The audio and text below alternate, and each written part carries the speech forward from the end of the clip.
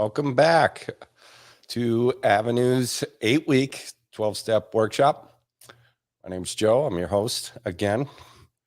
And we have a guest tonight from Louisiana. We'll go over a few announcements first. Guys, thanks for sharing this. And if anyone's watching this as a replay, do us a favor, comment replay throughout the week so we can see the alumni that are watching this. As you come in, please announce yourselves if you'd like. If not, that's fine too. So we're on step 4 tonight, but let's discuss what we talked about over the last 2 weeks, the first 3 steps. And we talked about them in the context of Alcoholics Anonymous, a little of Narcotics Anonymous. What would this journey look like in, say, Dharma recovery, and how it could translate into therapy? Just this broad general discussion. We looked at step 1 as being a step where we're going to admit our position of having substance use disorder, be it through our pain, our desperation. This could be confronted in an inpatient treatment facility, or just the admittance that life has become, exhausting and insufferable. We also make an admittance to how much alcohol or our drug of choice has done for us. That seems abnormal to a person who doesn't have this disorder, that it's meeting a need, in an illusionary way. That alcoholism and substance use disorder might be deeper than use, that there might be a condition prior to that in the sober mind. And we're transitioning this discussions between steps 1 and 2. We see we might be insane, and insane being that we don't know true from false. And what is our commitment to getting better? Is it a plan we can design? And we're making a kind of a leap of faith being another word for trust, that someone else recovered this way. I'm going to trust their plan, and I'm going to take it. Steps 1 and 2. That could look like going to treatment, going to meetings for weeks, shopping around, seeing if I can make a friend at these meetings. Step 3 gets a little more formal. And it's the first time we confront our addiction in the terms of 4 other words. We're going to stop talking about drinking and using drugs as the distinct problem. We're going to start talking about character defects. And we're going to replace the word addiction with these 4 ideas that might arise in our personality. And the first of that being selfishness. Step 3 allows us to confront this idea of self, this illusion that I can't grasp, but it's hurting me. So we see that. We see this metaphor that AA likes to use of an actor. Not only does this actor want to be the best actor, he wants the director to be an extension of his will, and the camera guys and the grips and the lighting and the gaffers. And, why doesn't everyone just use my plan? Well, this is a crazy way to go through life. It doesn't allow for empathy, consideration, and it causes a lot of suffering, and we might not see that. We also see self manifested in the idea of charity or being gracious.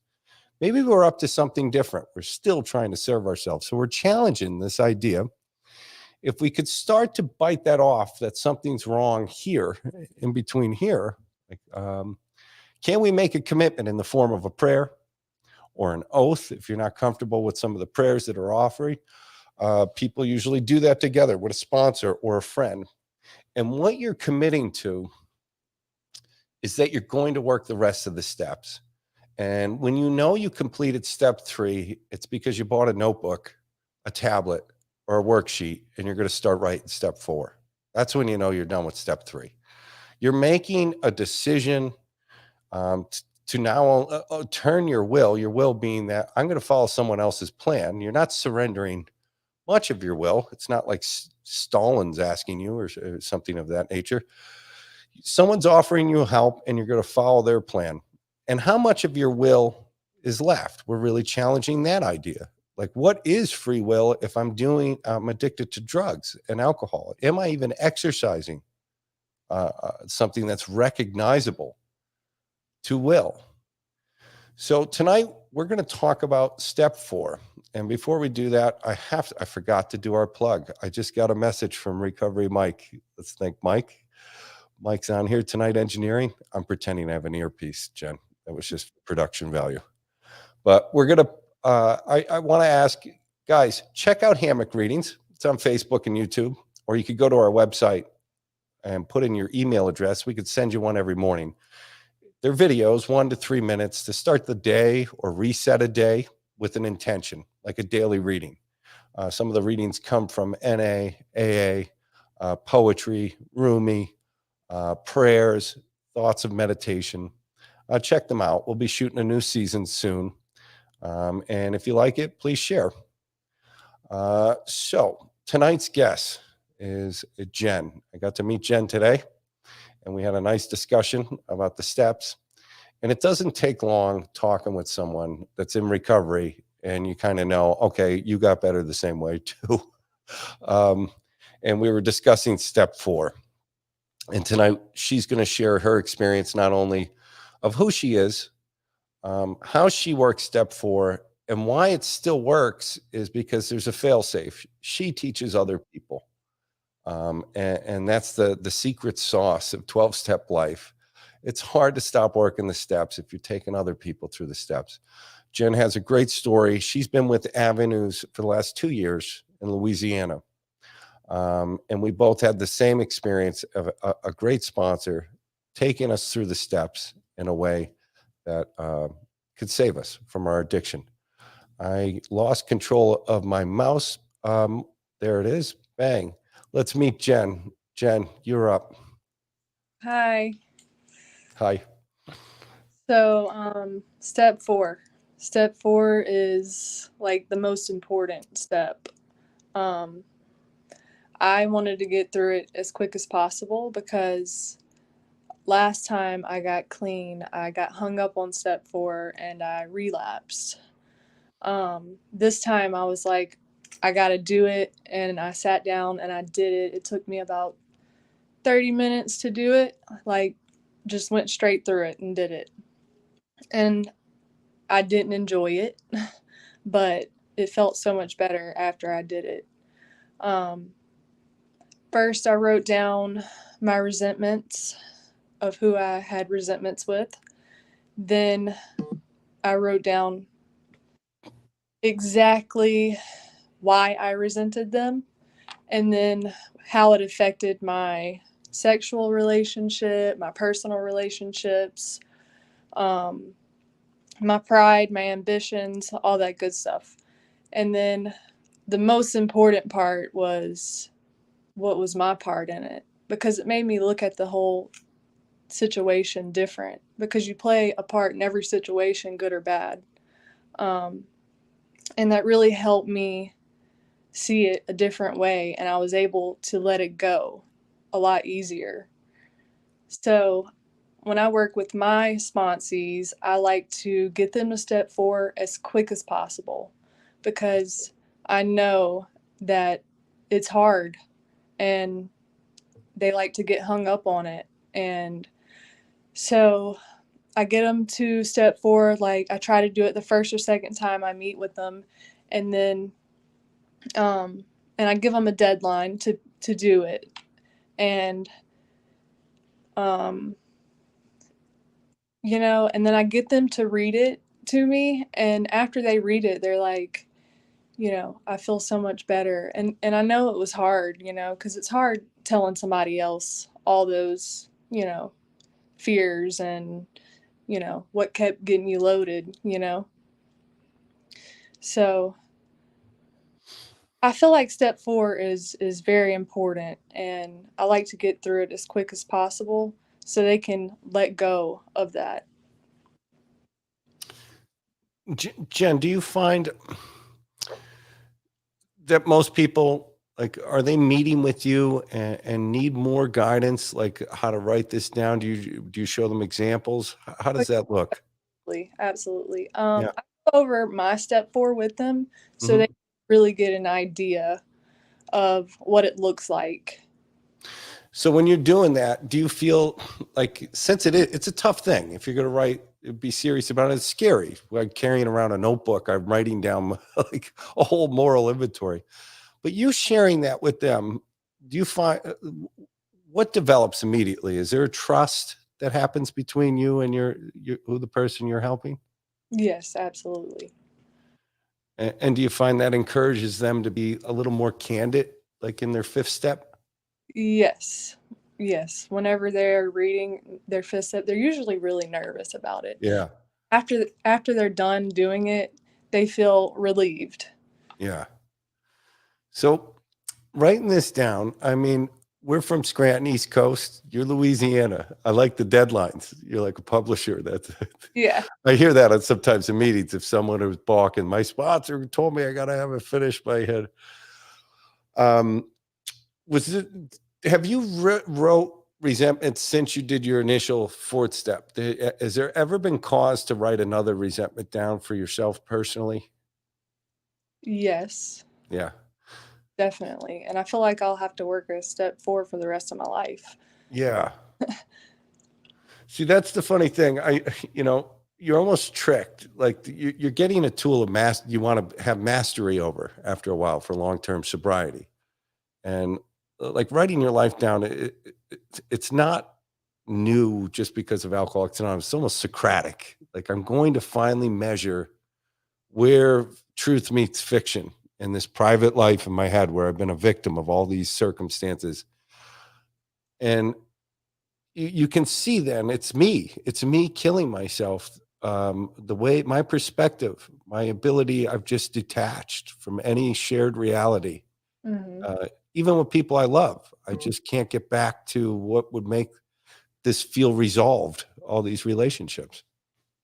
Yeah, and I tell them, if you need to put yourself on your step forward, do it, And a lot of people, most of the time they do. So I always offer because I just never lead with thinking A's for everyone. Like I'm biased. I'm a member, and then NA has a workshop. The book was written in the 30s. I think sometimes it's hard to navigate what that example is, Mr. Brown, by yourself, because the book doesn't have a modern form. And then like afterwards, it just rifles through a bunch of questions of how we're writing this.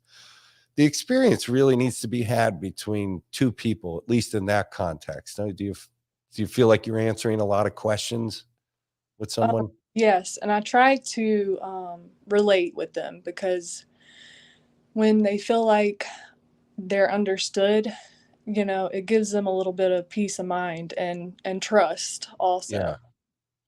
So it's beyond just teaching them how to write. Like you're ready. You have to have yourself mentally ready to listen to someone pretty deeply. Right. Yeah. That's been one of the hardest things for me to do my whole life until I apply the steps because I'm so anxious. I have such dominating inner thoughts. And this process for me slowed that down. I could see it arising in me. To keep doing that, what you're doing, helping other people write their inventory is it's what produces long-term sobriety for a person like us, people like us. Hmm. I want to talk about resentments because it's, I hear it more often than not sometimes, really pleasant people in treatment. They don't seem angry at all, but, they're diminished. Addiction's just corrosive. It's going through their life. And they're like, well, I don't have any resentments. And like, you got to be patient at first, which I am. And I'm sure you encounter this. And I'm Oh, thinking, oh boy, you do have resentment. And let's define that word for people listening tonight. The resentment is to refeel. We're not saying you're just this bitter curmudgeon, which you very well may be, but let's take it in context and real slow. It's refeeling, and I think people with addiction and who have prior conditions of trauma, PTSD, detachment, attunement, even ADD, have emotionally not been able to be present in their life. Irregardless of drugs or drinking, I retreat to a fantasy life. And I've done this since I was a child. Drugs and alcohol helped me feel like myself, even though they were killing me. This illusion of myself. yeah.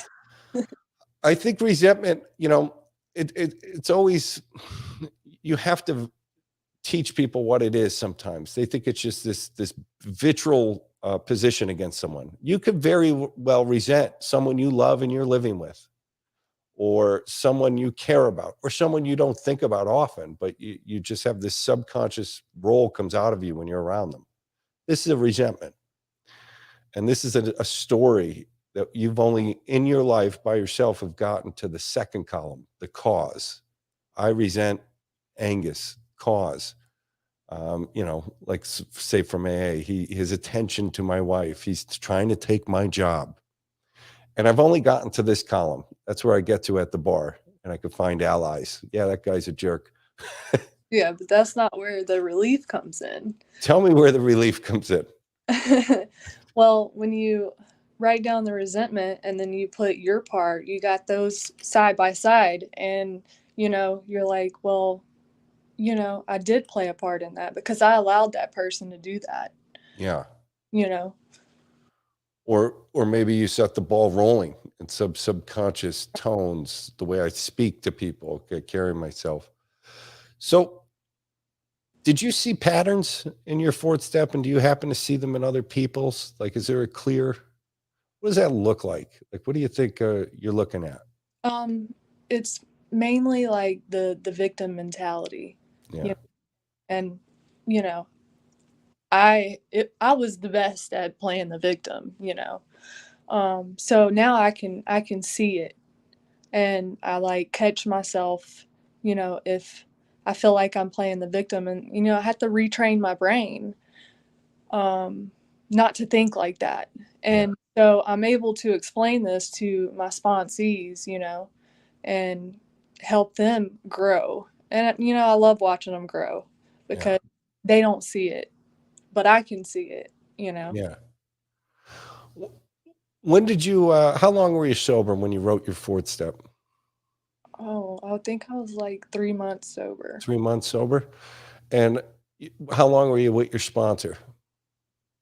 Since the day I got out of treatment. Since the day you got out of treatment. Mhm. And a trust was built there. You Absolutely.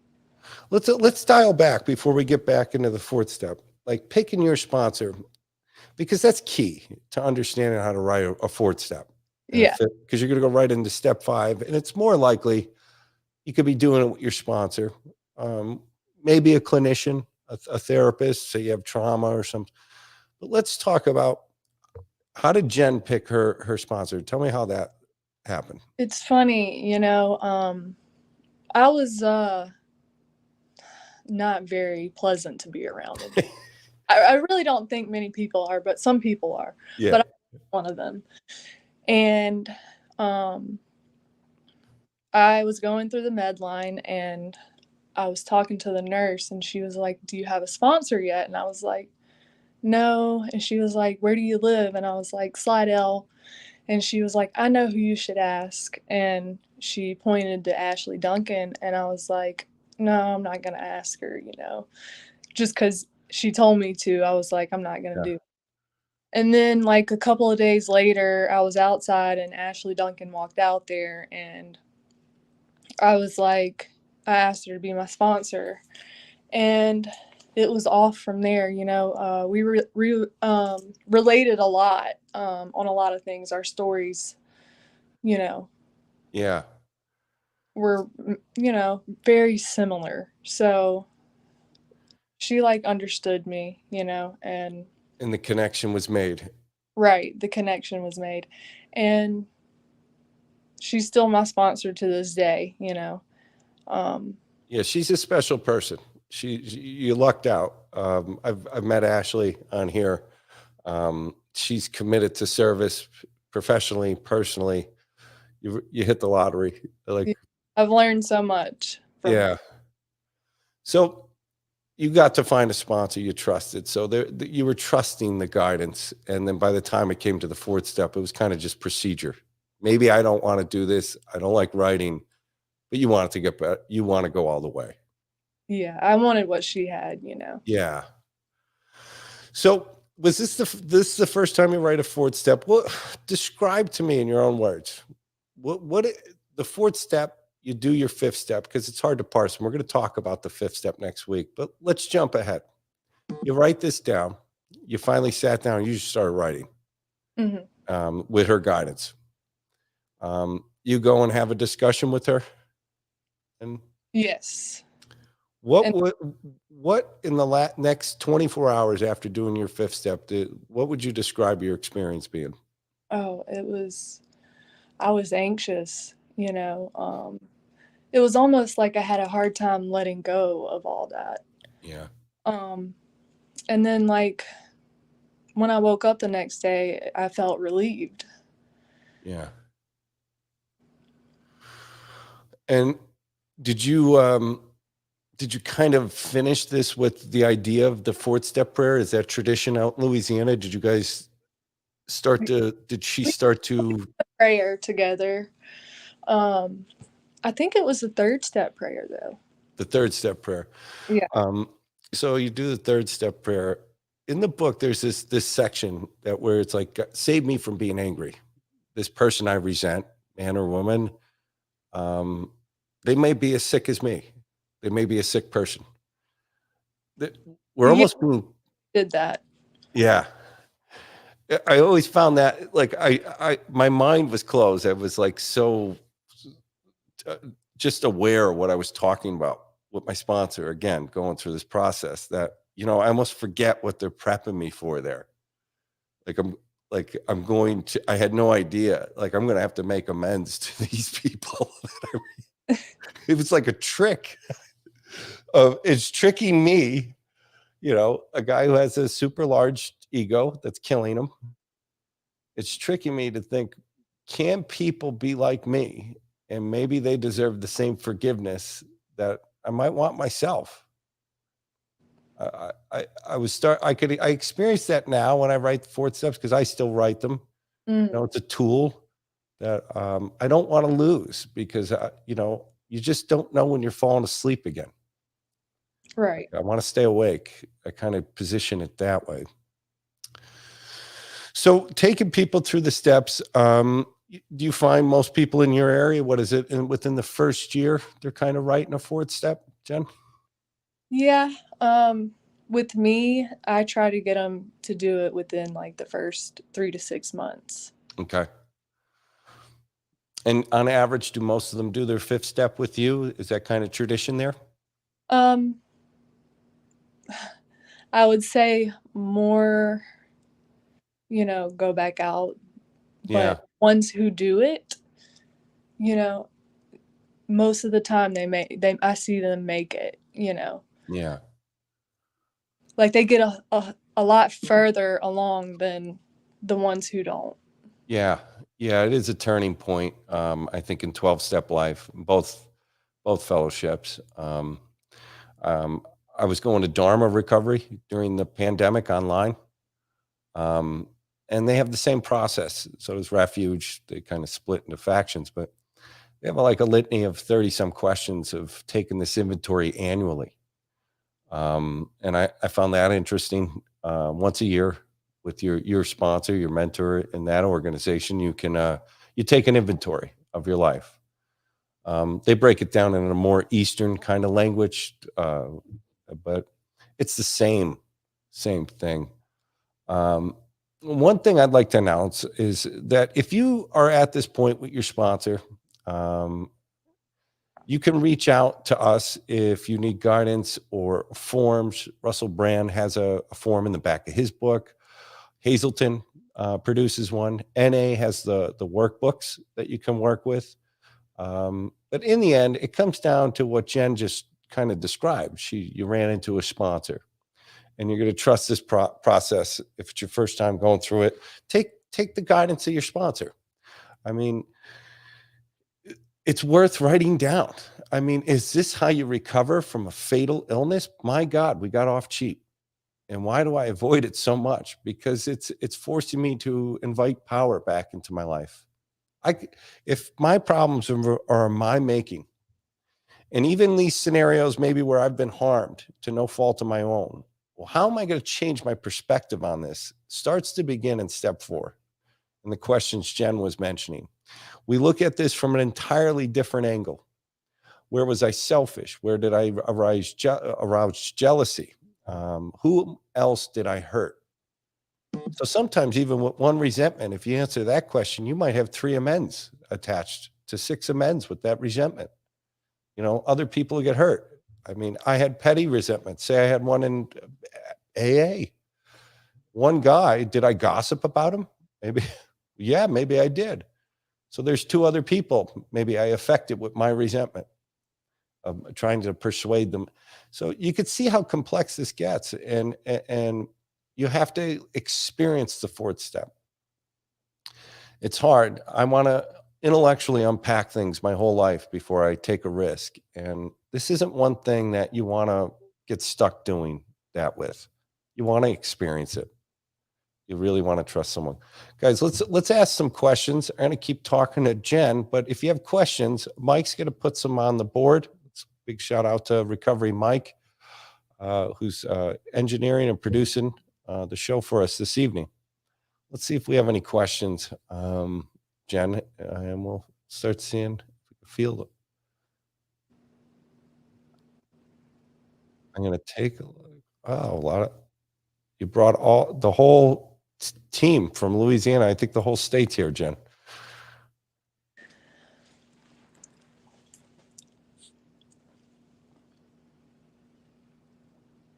Jen, we're blessed to have you on our team. Thanks for giving back. That's my boss. Is that your boss?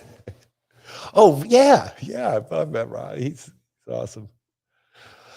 We'll see as questions come in and add comments. Jen, did you write fears down too, or resentments? Sometimes people will write a fear attached with the resentment, or say like just an overwhelming fear. I'm afraid of the Federal Reserve, or some idea, principle, institution. Did you find yourself leaning towards No, I just did. just your personal life? Yeah. I don't know. I mean, we talked about it, Yeah. but I don't know. I just like to get straight to the point, and Yeah. ready to let it go.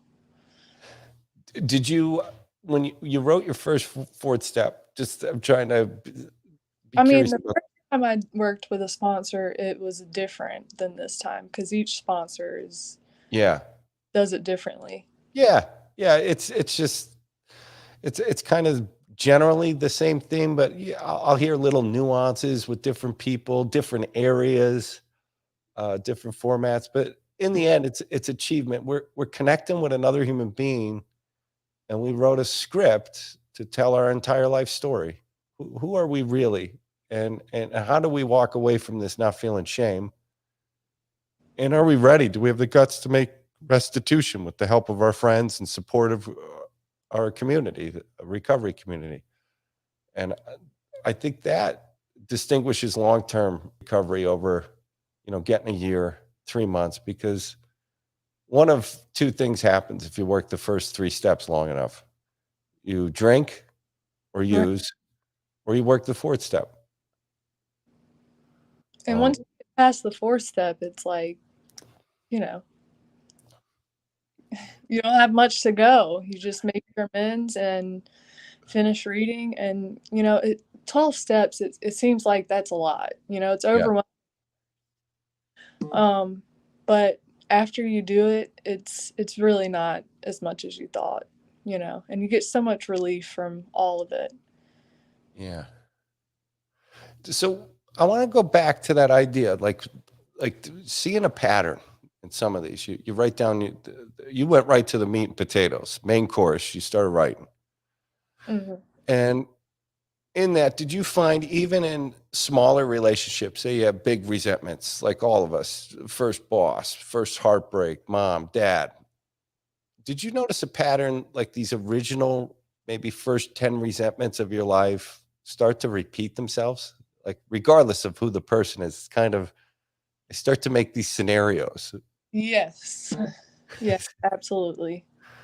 Do you find that with people you're listening to their first? It's kind of unique to. Yes, and you could see their wheels like turning, and then when they get to their part, and they're like, "Well, I guess I did have a part in it," Yeah, yeah, you did, and that this is what's going to get you to be able to let go of this. Yeah.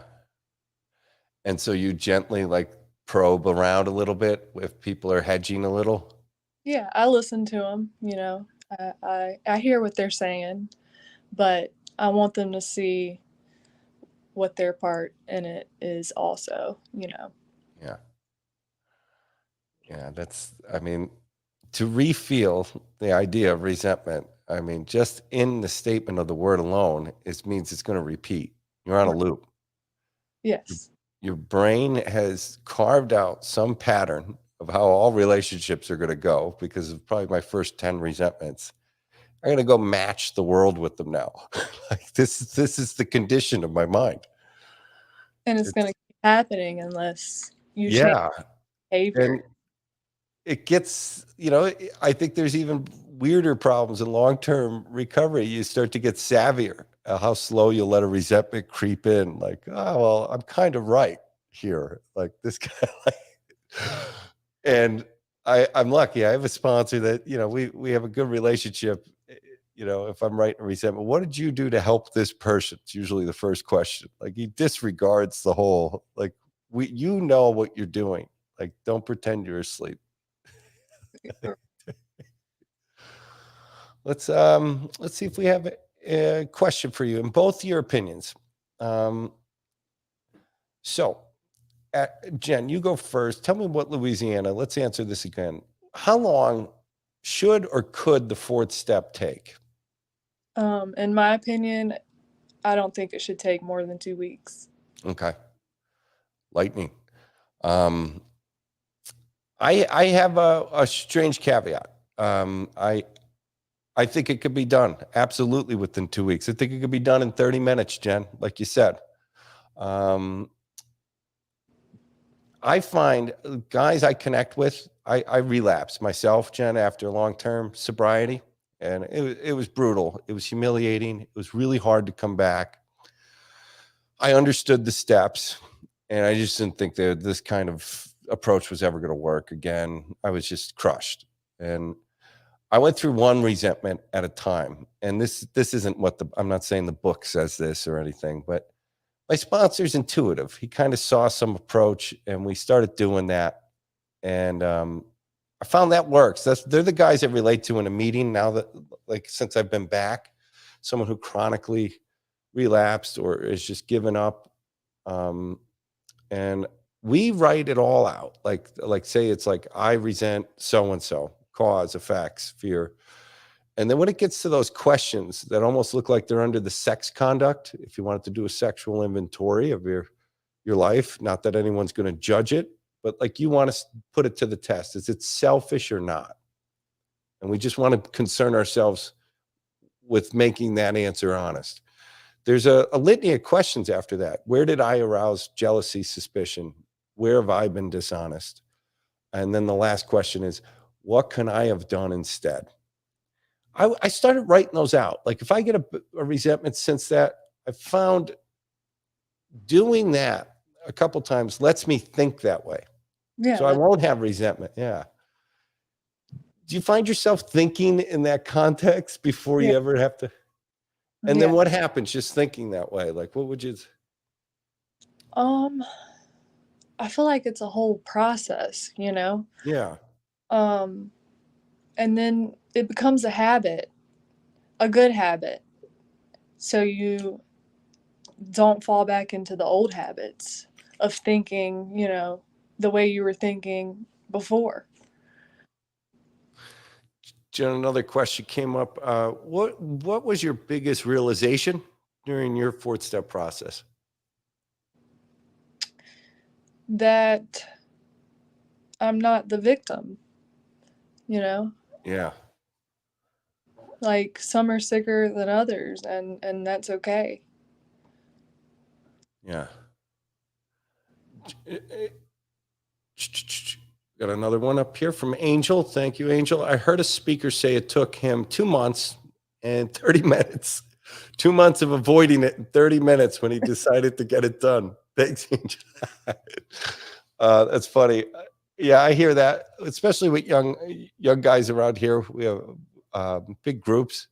Sometimes a sponsor could put a little pressure on, and it's very helpful. Hey, let's get this done this week. Let's meet this week. I had trouble myself sometimes writing it when I first got back. My brain was scattered with anxiety, ADD. I was going up to his house. He said, come up to my house right now. He had a trailer, camper he likes to go camping in. I go sit in his camper. He goes, go sit in there in an hour and write it. Like, so I knew I was there to write. And like, I was such a baby. I couldn't do this at my house. My mind would just get lost in thought. I'd start cleaning something and I would go up there and I would write. That would help. I forgot about that. So, here's another one, Jen. Thank goodness, this is from Leslie. Thank goodness for my sponsor, because I was dragging my feet to finish through some of my older resentments. And most importantly, owning my crap, really owning it. But it is so worth the freedom you can feel afterwards. How did you feel after, Jen? I was very anxious for like the rest of the night after that. But the next day I was relieved. What do you think the anxiousness was, if you could reflect on it? Was it like what? I think just like going over all that trauma again, Yeah, all at once it was scary. yeah. And you were around, you had a good sponsor, you were around a treatment center that you had good friends. Yes. And some of these resentments were no fault of your own. Was it like, and you found a way to resolve maybe harms? Yes. Yeah, that's beautiful.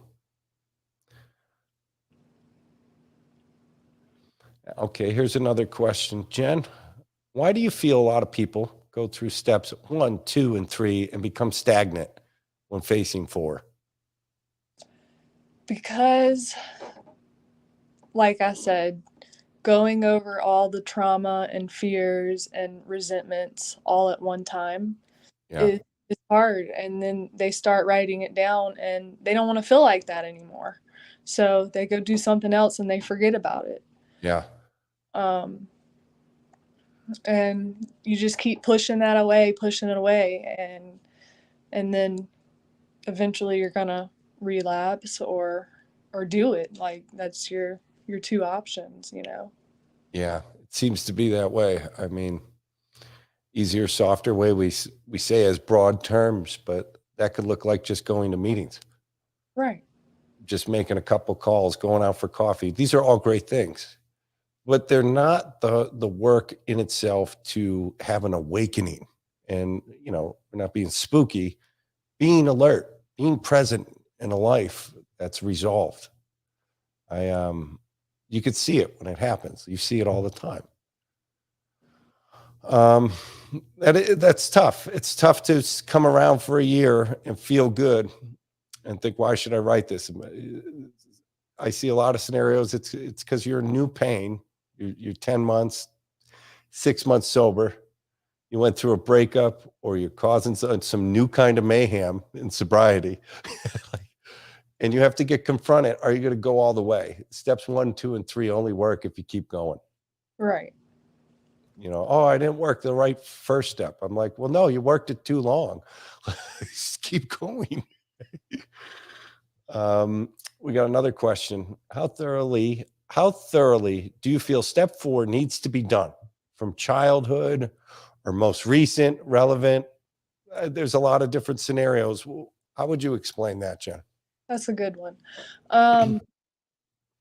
I feel like you need to put the most important stuff that keeps popping into your mind, that gives you anxiety, stuff that you can't let go of. I feel Yeah. like most important stuff, needs to go in there. Yeah. Yeah. And when you get down to those core ones, I'm glad you said that, Jen. That's what's repeating. Hmm. And the rest start to become background noise. You see the pattern, but there's a genesis of all of these. There's a source, there's a beginning. And we might be able to get down to that entire story, be it with a sponsor or a licensed clinician, and really say, what addiction is. I'm in pain. and I haven't admitted to it. I'm in deep pain, and I've only been comforted by being whacked out. Like I feel like myself. I have to get nuts to feel like I'm a person. Mm-hmm. I think that's I start to see that repeat in everyone I meet that's in recovery in some form or another. Like that's what we're recovering from. We got another question, Leslie. While working with some sponsees, I found how foundational 1, 2, and 3 are to prep us for confronting step 4. Do you agree with this, Jen? Yes, absolutely. Leslie, you have agreements, but I wish it was more interesting. We disagreed. We could start yelling at you, make the show exciting. There's adversaries now. Do it. Yeah, it is. It's interesting. They're just in this order to prepare us for a pretty big revolution, a whole kind of scrubbing of our brain and turn it around. And I think step 4 is the beginning of this process to get connected with people again, understand where the problem is happening. It's between my ears, and it won't stop. And it shows up as anxiety, resentment, this dishonesty in the 4th step. But this dishonesty, not of the obvious variety of stealing and lying. These are just obvious dishonest, like grade school kind of. That's dishonest. But what they're really pointing at in 12-step life, it's more than most. The alcoholic, it says, leads a double life, or the addict. To his peers, he presents this stage character, but inside he honestly knows he doesn't deserve this. That's a horrifying thing. If you really think about that, and I do in my own life, you feel like a fraud in your own life. That's a nightmare. That is a total nightmare. That means you're alone. That means you know something none of your friends and your family know. You can't connect to people. That was the nightmare we live in.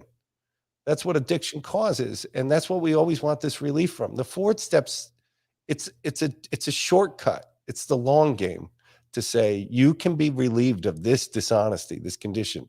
Let's find out who you really are, and you don't have to be ashamed of it.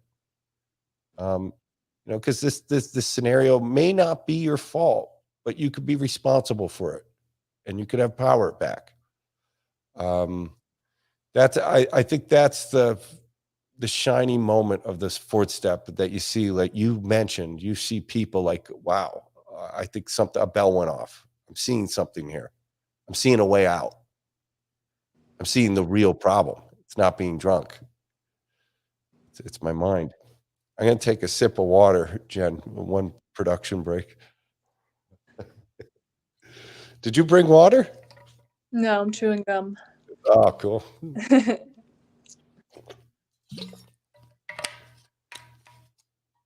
Jen, do you guys have 4th step workshops? Louisiana is such a powerful recovery community that you guys have. You're lucky. You guys are so supportive and tight out there with each other. That's a huge plus. I don't know, actually. I'm not sure. When I first came around, I haven't seen much now. I mean, we're on one now, me and you. We're doing this is our 4th step workshop, but I remember I haven't seen a lot in the recent, but they always help. People would come, they could start to learn how to write it and pick a sponsor on a retreat. Maybe Avenues could do that someday. That'd be cool. Louisiana, 4th step retreats. Here's another question. Do you think step 4 is the first actual action step?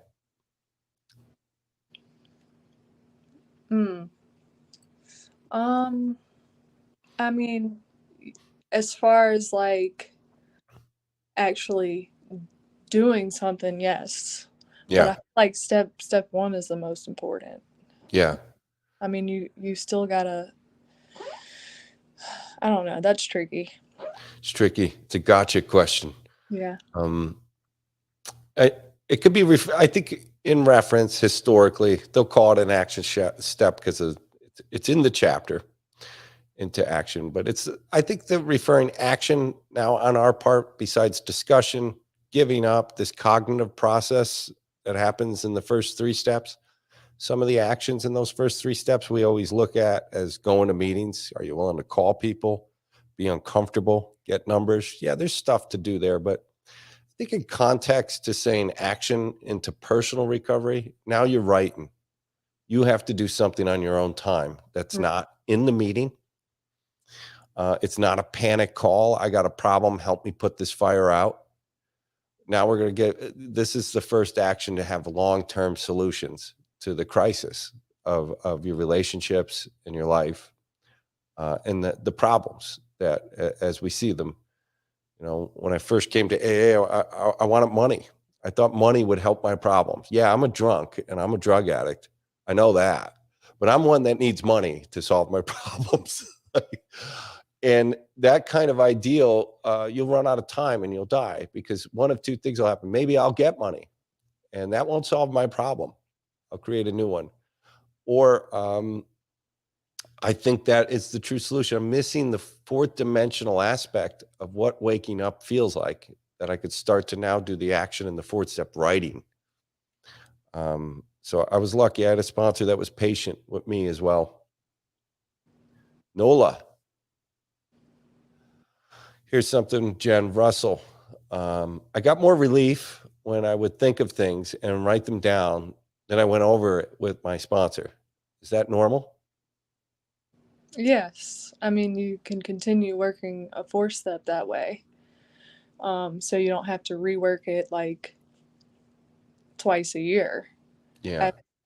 I mean, I feel like that's a good idea. It is. It's kind of hard too. If you're going to take the effort to sit down and write something, it's hard to lie. Like, I'm just going to write lies now and then take them to someone and lie to them. It's just like, what? Just don't do it. So it draws an honesty out of us that we don't consider by ourselves. And I like how you mentioned you got anxious. I did too. There was things I was really nervous writing down. And if I wrote them down, I wanted to talk about them that day. I didn't want them on paper long. It was kind of unnerving. So I had that experience too sometimes. I got anxious as well, that you were describing. Mm-hmm. But the next morning, a protection kind of showed up a little. I guess I'm going all the way. I'm going to have to do something about these things. Here's another question. What would be your best advice for anyone starting their 4th step or scared of writing it down? Just do it. You'll feel better after you do it. That's it. I mean, it can't be clearer than that. You got to jump in. It's all worth it, you know. It's definitely worth it. Yeah. Hi, Travis. So anyone who's doing that, again, I'm going to pop my email in the comments section too. If you're looking for resources on the 4th step from us, Louisiana, reach out to your alumni coordinator or myself. If you have questions on the 4th step, maybe you don't want to ask tonight, you can always reach out to one of us or email. We could send you some supportive material from either 12-step organizations or others, just that this process is approached and that you could really confront the problems in our sober mind. And we need to get down to causes and our conditions of what is manifesting addiction. It is not the drugs or alcohol in themselves, or the whole planet would be drunk if that was the case. It's what is it in us? You know, some people could be descriptive of a trauma, little t, attunement, cortisol. Some people feel they grew up in a great family. I don't know how this happened to me. It must be genetic. Well, there's components to that, but somewhere along the lines, we were hurt and we couldn't resolve it with our own dopamine, with our own opioid reward system, whatever way you want to unpack that. But you don't have to understand it in that context. I could understand it in this 4th step experience by writing my relationships down. And I see this pattern, and this is where I want to heal. Show your support by tapping the like and heart icons, if you would. Here's something from Travis.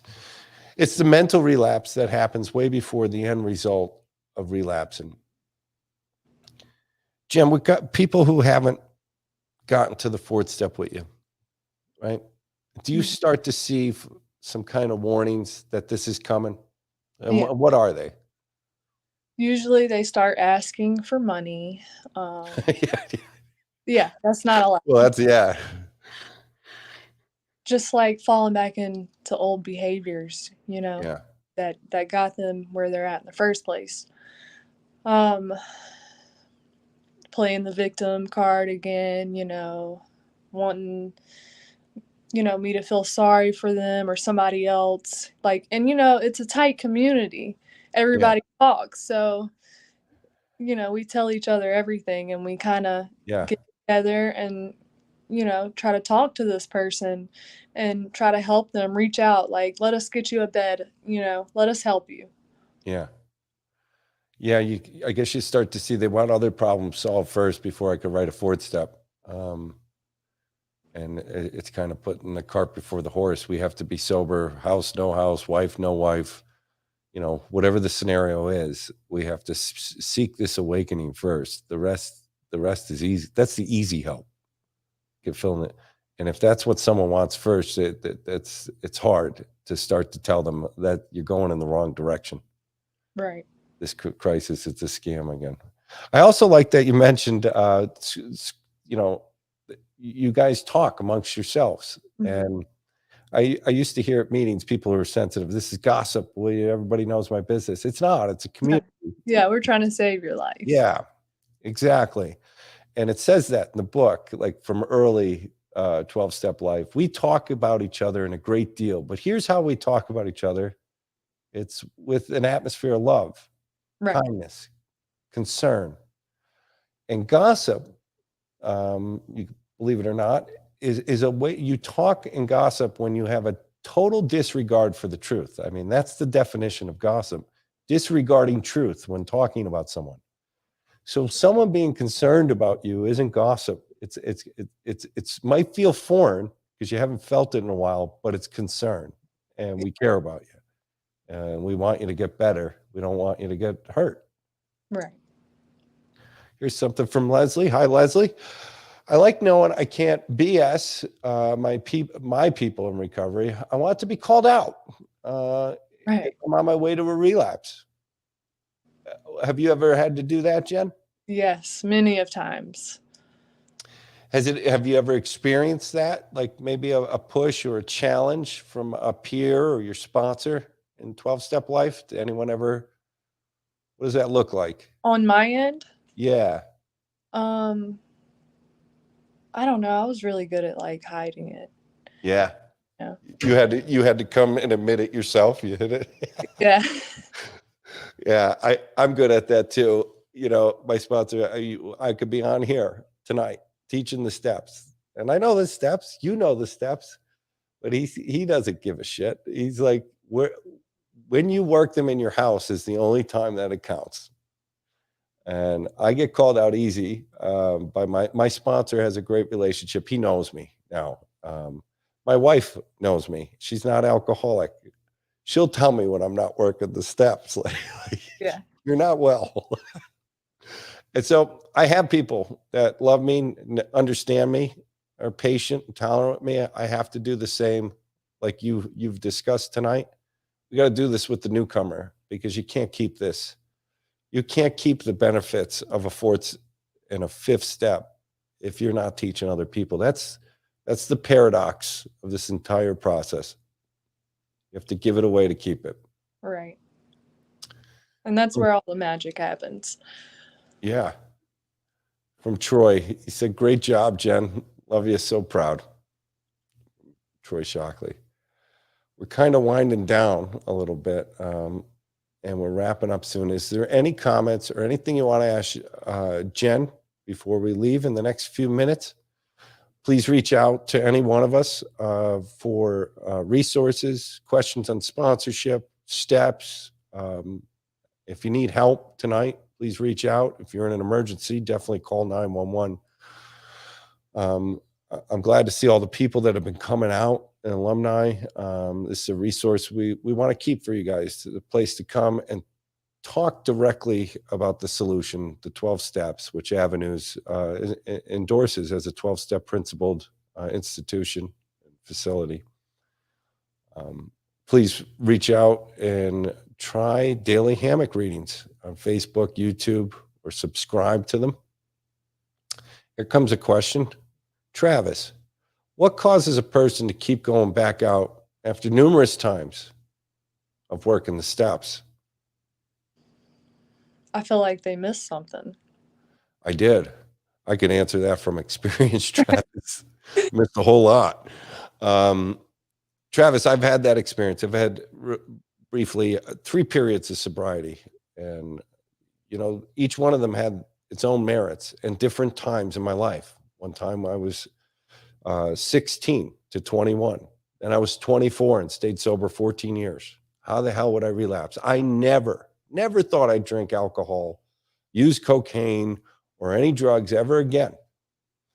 And what did I miss? I understood the steps. I took dozens, hundreds of people through the steps at that time. I fell back asleep in a way that I didn't apply these principles to every part of my life. I guess I'm one of those alcoholics that has to do that to stay sober. Poor me. I got to do that in my business life, my personal, my family. And it caused that dishonesty I was talking about. There was a couple different Joes living up in that head. And the 4th step merged them into one person. I missed that because I designed a life that I couldn't be challenged in.